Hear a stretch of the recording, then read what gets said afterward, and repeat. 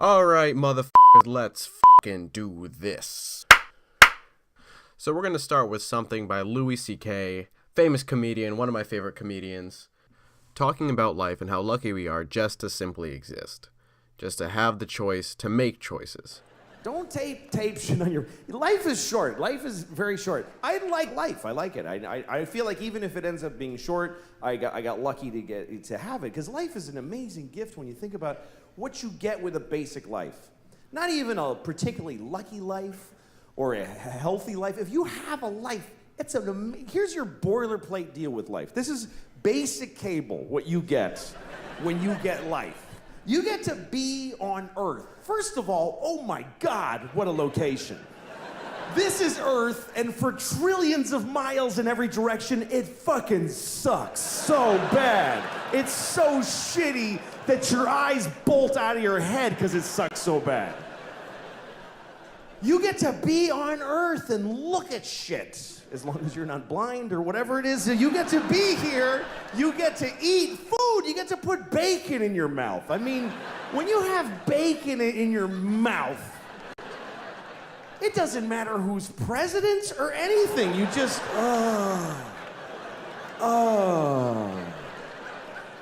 Every time I'm eating bacon, I think I could die right now, and I mean it. That's how good life is. So, we're going to compare the college experience and whether it's worth it or not to running, working out, and overall completing a challenge. I would say that college is like running with a personal trainer. Someone to help you along, someone to show you the way because they are qualified to train you. They have a proven method, the proven skill, and know how to shape your body and mind in order to best perform in, let's say, a marathon. One of my favorite shows, Louis, has a scene that describes this perfectly. Okay, look. You have to pace yourself. It's a long way up, but I swear to God it's worth it. What are we... Just breathe. Hey, one step at a time. Right? How many stories is it? I'm not telling you. If I told you, you wouldn't do it. I'm not doing this. Yes, you are. Look, I'm 44 and I don't exercise, okay? I have clogged arteries. Oh, wow. Yeah, wow. That's what I'm saying. Louis is apprehensive and is making excuses because he does not want to walk the path that she puts in front of him. She promises him that there is a reward at the top of the stairs. The reward, though, is unknown to him, at least. He knows the pain that he's going to have to put his body through to get the reward, and doesn't think that the climb, a literal ascension to a higher place, is worth all the effort. He would rather stay on the ground, the sidewalks and stores of New York, a place where he feels comfortable and safe, compared to taking the risk of climbing the stairs. But she insists that all is needed to ascend is breath and step. Two of the most simple things to do. With those two things, the task of ascension should be easy. Louis was also lucky because he has someone there to push him along. Someone with experience who has walked this path before. A teacher to teach you the course. A trainer to bring you to the goal. If I were to compare this to attending college, I would say that this is attending college. Even though the path upwards to your goal will be hard and daunting, you at least have someone there helping you along, pushing you forwards, and leading the way. Let's do another thing. Come on. No, Louis, you put on a dress tonight and you saved a man's life. And you are going to do this. Come on! One step, two steps, breathe. Okay, breathing. Two steps. Fat. I'm going upstairs. I'm going to die by going up some stairs.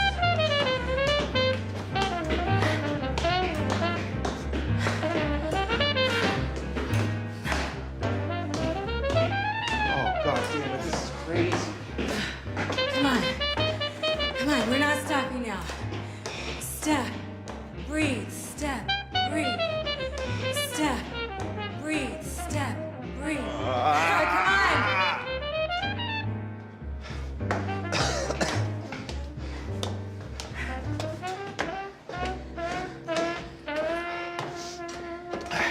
I got it. Just a second. No. Big mistake. You gotta keep going. I can't. I'm not doing this. I can't do this. I'm Do it! Do it! Get up! Now! I need it! You got it, kid. Okay. Step. We're going. Breathe. All right, sport. Let's Step. really do this. Breathe. Okay. Notice how she doesn't force Louis up. She's not forcing him to go anywhere, just as college won't come knocking at your door to get you up or write your papers for you.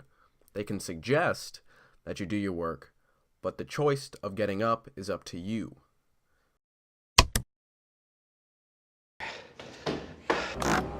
Larz, we made it. Look where we are. Oh It's my worth God. it, right? Not really. Wow.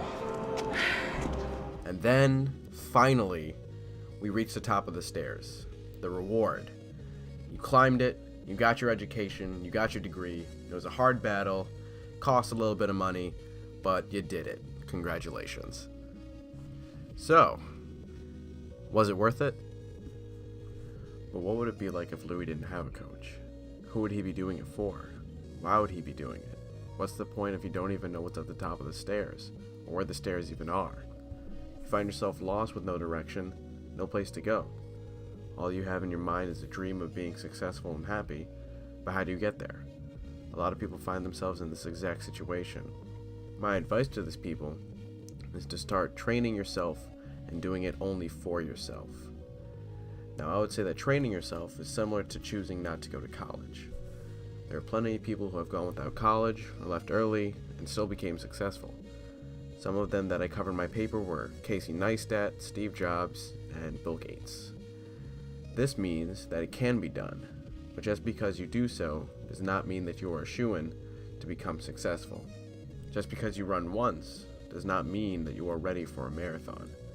You need to train your body and mind to endure the long path. As with most things in life, it's going to be hard, treacherous, and painful to walk or run that path, but you can do it if you really put your heart and mind to it. This is where the concept of the hustle comes in. Hustling is defined as obtained by forceful action or persuasion, forcing your way through, pushing your way through to get to the end goal. If you have to go through a concrete wall, then so be it. You have to keep grinding and keep hustling and keep going on even when you want to stop. You're going to find yourself in the dirt thinking that there's no way to get yourself back up, but fall down 7 times, get up 8. There's going to be a whole lot of failures, setbacks, and things that are going to make you want to stop, like hearing no 1,000 times. But the thing is, you have to live for that one time that someone says yes. And that could take forever, or what seems like forever. But when that one person says yes, and it feels right in your heart, you know that everything that led up to that moment was worth it. A quote by Ray Kroc says this perfectly. Nothing in this world can take the place of persistence. Talent will not. Nothing is more common than unsuccessful individuals with talent. Genius will not. Unrewarded genius is almost a proverb. And education will not. The world is full of educated derelicts. Patience and determination alone are omnipotent. Slowly chip away at that wall, one chunk at a time. And the most important thing is not to stop. Newton's first law of motion. An object at rest stays at rest, and an object in motion stays in motion. As you move forward, as you hustle, you now dictate your own pace. You dictate how far you can run, how fast, but the thing is, it's only you running. There's no one guiding you along, there's no one showing you the right path or the right way. You are truly free to go in whatever direction interests you, but there is a cost. The weight is all on your shoulders. And that's a good thing and a bad thing. When you succeed, it's because you succeeded, you found a way to make it work in the end, and that's a good feeling. But when you fail, it can be crushing. You really hit rock bottom. It can seem impossible to get back up. There's no one who's going to let you retake the test. There's no one who's going to show you what's even on the test. You figure out everything by yourself, but luckily there's Google. And this can actually seem like a hindrance, but it's a blessing and a curse. There is no campus, no classes, no finals, and no regimen. There is nothing, so you can fly as far and as fast as you want. But like I said before, it's an uphill battle until you finally succeed. Yet most people consider college to be a pretty solid avenue to find success. Having a trained teacher or a guide to show you the way is the easiest way to complete a challenge. College provides the whole quest planned out for you. It is the path that is commonly walked down, the path that is proven, but it's a path that most will mindlessly take, thinking that they know what lies on the other side. And to some degree, you do. Do your work, study hard, and you will pass, but it's predictable. There's no dramatic twist or sucker punches. Nothing that will surprise you because your entire 2 to 4 years is already planned out. Now don't get me wrong. I'm not trying to say that you shouldn't attend college, because if you work best in that kind of environment, then power to you. But is the institution worth the time and money?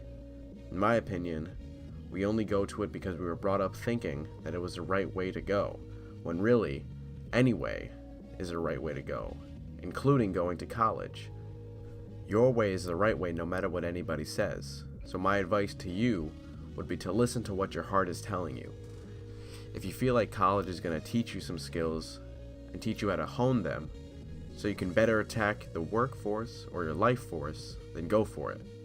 But what I'm asking you is, are you doing it because the guy in front of you is doing it, or are you doing it because you truly believe that it's the right move to make? And this question is common throughout life. Is it worth it? All of it? Am I strong enough to go out on my own and face the mountain, realizing that it's a one-way trek and you won't be coming back down?